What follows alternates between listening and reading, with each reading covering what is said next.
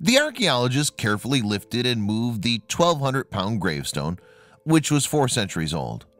They planned to restore this priceless artifact that dated back to the earliest English settlers in America, who'd arrived in Jamestown in 1607, and they hoped to find out who exactly had been buried beneath the stone, an unsolved mystery that had perplexed historians for decades. If you paid attention in history class, you'll know that Jamestown in Virginia was the first permanent English settlement in North America. The Virginia Company of London founded the colony in 1607, naming it James Fort. Archaeologist William Kelso, an expert on Jamestown, told Slate that the settlement is where the British Empire began. These first colonists from England set up their new home on the banks of the Powhatan River, which was the land of the Paspahegh tribe. Relations between the newcomers and the original inhabitants were cordial at first, but this wasn't to last. Within a few years, in fact, the Paspahegh had been completely wiped out. Many of the English settlers fared little better. The winter of 1609 to 1610 came to be known as the Starving Time.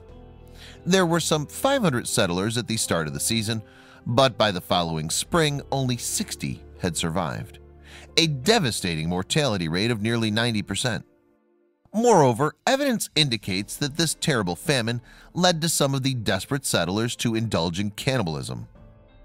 The site was temporarily abandoned after that miserable winter, but was soon reoccupied, and Jamestown eventually began to thrive, becoming the capital of Virginia from 1616 to 1699.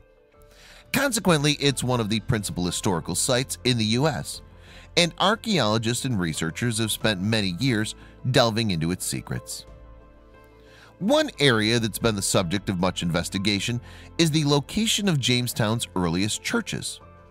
Today, a church built in 1907 stands on the site, but it sits on the foundations of a much older structure. Beneath the 20th century building is the third church built in Jamestown, which was constructed in 1617. Now archaeologists had the task of moving a gravestone set into the floor of the church, one that had been there for 4 centuries. The black stone is called the Knight's Tomb and measures some 3 feet by 6. Those dimensions, combined with its 1,200-pound weight, meant that moving the artifact was going to be no easy task. The project started in early 2017, and recognizing the magnitude of the work ahead of the team, Michael Lavin, a Preservation Virginia archaeologist, told the Williamsburg Yorktown Daily, "This is kind of out of the realm of what we in the Conservation Department are doing. It's an artifact, but it's more of a monument. One of the most important things for us is knowing our limitations." With that in mind, Preservation Virginia had brought in Jonathan Appel from a company called Atlas Preservation based in Connecticut. This firm had participated in other projects involving monumental stones and so had the necessary expertise for the Jamestown assignment. Appel and his team soon made a detailed plan for the conservation of the tombstone. The first thing that they'd have to do was move the stone so that they'd be able to work on it. At some point in its past, the artifact had been broken into a number of pieces, so shifting it would be a delicate task. The stone was set in cement, which had to be cut away so that the tombstone could be moved. Then Appel carefully chiseled off the mortar that was set beneath the artifact. Next, the separate pieces of the tombstone could be lifted away, with the largest piece necessitating the use of a specially constructed rig. Mary Ann Hartley, a Preservation Virginia field supervisor, told the Williamsburg Yorktown Daily, "It took a lot of muscling and time and wedging and prying to slowly move it up the ramp. Each of the pieces was light enough for 1 or 2 people to lift it into the cart, except the last part that took about 5. Watched by 100 specially invited onlookers, the process of moving the stone worked out just as planned. It was a little tense. I was definitely sweating," Appel admitted. "It was a pretty intense short time period. It was a complete success. I didn't see any one moment where it was really scary." The Knight's tombstone had last been conserved in the early 20th century, and much of the work that would now be done actually involved undoing the earlier restoration. "Their techniques then leave a lot to be desired now," Appel explained. They used a lot of really hard cement, which is really hard to remove and very hard to reverse. Once all the old cement is removed, the stone will then be put back together using a specially mixed mortar with custom pigmentation. We're always trying to do things that are possible to redo later, Appel pointed out.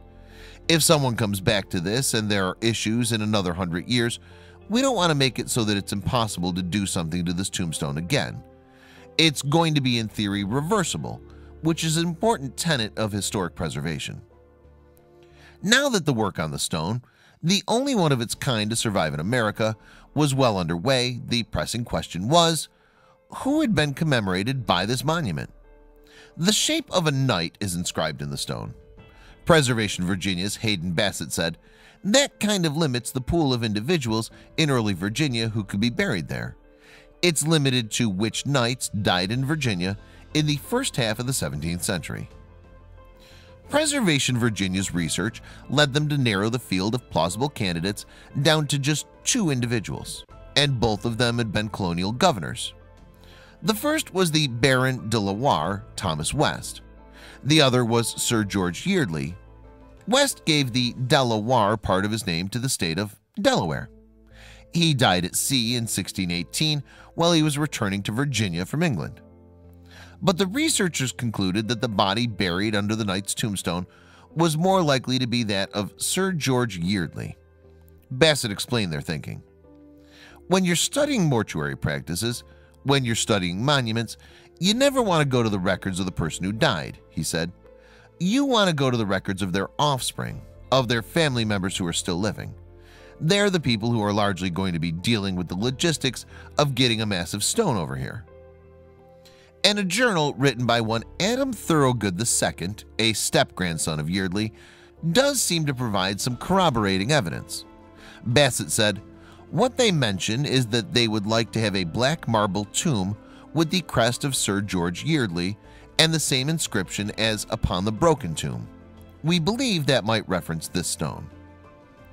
Yeardley served as Deputy Governor of Virginia in 1616 and 1617. Back in England in 1618, Yeardley wed the charmingly named Temperance Flowerdew, and shortly afterwards he was appointed Governor of Virginia. He died at Jamestown in 1627, and it's now believed was buried under the knight's tombstone.